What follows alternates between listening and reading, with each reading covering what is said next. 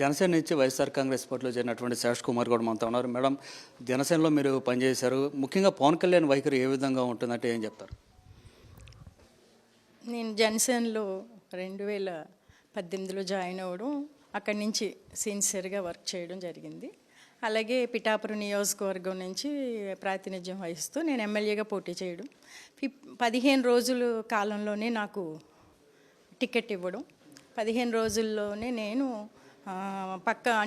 పక్క నియోజకవర్గం స్థానికురాలను కాదు అని అనిపించుకుని ఎవరిని కూర్చోబెట్టి వాళ్ళు సమన్వయపరచడం కాకపోయినా నేను అతి తక్కువ సమయంలో 28,000 ఓటింగ్ పైచీలకు తెచ్చుకోవడం జరిగిందండి. కాకపోతే పార్టీ అన్నది ఒక నిర్మాణాత్మకంగా, ఒక సంస్థాగతంగా ఒక సిస్టమ్ అంటూ నడపాలి.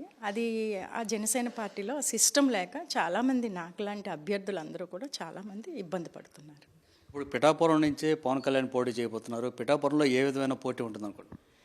పిఠాపురం ప్రజలకు 28 అతి తక్కువ సమయంలో మాకినీటి శేష్ కుమార్గా నన్ను ఆదరించిన 28,000 ఓటింగ్ ఇచ్చిన వారందరికీ శిరస్సు వంచి పాదాభివందనం చేస్తూ, ఈరోజు జనసేన పార్టీ మీద నమ్మకం లేక నా భవిష్యత్తు కార్యాచరణ కోసం జగన్మోహన్ రెడ్డి గారి సమక్షంలో నేను వైఎస్ఆర్సీపీలో జాయిన్ అవ్వడం జరిగింది.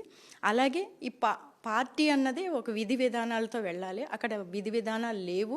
అలాగే పవన్ కళ్యాణ్ గారికి అక్కడ పిఠాపురం నుంచి పోటీ చేస్తున్నారు అంటే అక్కడ 1,00,000 ఓట్ల మెజార్టీ వస్తుందని ఏదో నమ్మకంతో ఆయన ఏదో చెప్తున్నారు అంతే తప్ప, అక్కడ పిఠాపురం ప్రజల్ని అర్థం చేసుకుని వారి మనోభావాల్ని గమనించి వారికి ఏం కావాలి ప్రజల్లో మేడం వంగ గీత గారు చెప్పినట్టుగా ప్రజలకు అందుబాటులో ఉండాలి, ప్రతి సమయం వారికి కేటాయించాలి. అక్కడ ఆ ఇబ్బందికరమైన పరిస్థితులు ఇప్పటికీ ఉన్నాయి. అలాగే కార్యకర్తలు, మండల ప్రెసిడెంట్లైనా కార్యకర్తలైనా అలాగే జనసేన కుటుంబీకులైనా అందరూ కూడా అసంతృప్తితో అక్కడ ఇబ్బంది పడే పరిస్థితి అయితే ఇప్పుడు పిఠాపురంలో ఉంది. ఓకే, ఇప్పటివరకు గతంలో జనసేన అధినేతగా పవన్ కళ్యాణ్ చూశారు, ఇప్పుడు వైసీపీ అధినేత జగన్ కూడా మీరు స్వయంగా చూశారు. సో ఇద్దరు నాయకత్వాలు ఏ విధంగా ఉన్నాయంటే ఏం చెప్తారు? పవన్ కళ్యాణ్ గారికి, జగన్మోహన్ రెడ్డి గారికి అసలు డిఫరెన్స్ అని చెప్పడానికి కూడా మాటలకి అందదండి. ఎందుకంటే ఆయనతో ఈరోజు నేను ఒక్క 5 minutes ఆయనతో మాట్లాడిన మాటలకి ఒక రకమైన భరోసా, ఒక మహిళగా నాకు ఒక భరోసా, ఈ పార్టీలో నాకు భరోసా ఉంది, నేను గోహెడ్, నేను వర్క్ చేయగలను. ఎందుకంటే ఒక మోరల్ ఎథిక్స్ని పాటిస్తూ ఉన్నతమైన కుటుంబాల నుంచి వచ్చిన మా లాంటి వాళ్ళు ఒక ఎథిక్స్తో రాజకీయాలు చేయాలనుకుంటాం. జనసేన పార్టీ అధినేత పవన్ కళ్యాణ్ గారు చెప్పడానికే అవి ఆచరణలో ఉండవు. ఓన్లీ ఆశయాలు, సిద్ధాంతాలు మైకుల వరకే ఉంటాయి తప్ప అవి ఆచరణలో ఉండవు. అలాగే నిజంగానే అందరూ అనేవారు, మడమ తిప్పని నాయకుడు మహానేత రాజశేఖర్ రెడ్డి గారి బిడ్డ, మాట ఇస్తే మడమ తిప్పడు అని.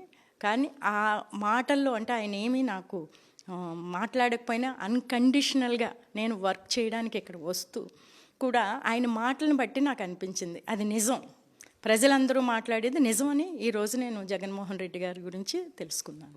నెక్స్ట్ స్టెప్ ఏంటి? మీరు పిఠాపురం నుంచి ఏం చేయబోతున్నారు, ఏ విధంగా వ్యవహరించబోతున్నారు రాజకీయంగా? పార్టీ అధిష్టానం అలాగే ఇన్ఛార్జీలు వారు మిథున్ రెడ్డి గారు వారి ఆదేశానుసారం ఏ బాధ్యతలు అయితే నాకు అప్పచెప్తారో ఆ బాధ్యతలు నిర్వర్తించడానికి నేను సిద్ధంగా ఉన్నాను. సో ఇది పరిస్థితి. మొత్తంగా అయితే వైఎస్ఆర్ కాంగ్రెస్ పార్టీలో జాయిన్ కావడం పట్ల తను సంతోషం వ్యక్తం చేస్తున్నానని శేష్ కుమార్ చెప్తున్నారు. అట్లాగే పిఠాపురంలో పోటీ చేయలేక అక్కడి నుంచి తప్పించుకునే ప్రయత్నంలో భాగంగానే పవన్ కళ్యాణ్ అనవసరమైన వ్యాఖ్యలు వైఎస్ఆర్ కాంగ్రెస్ పార్టీ మీద చేస్తున్నారని వంగా గీత చెప్తున్నారు. కెమెరా పర్సన్ సాయితో రవీంద్ర రెడ్డి, సాక్షి టీవీ, తాడేపల్లి.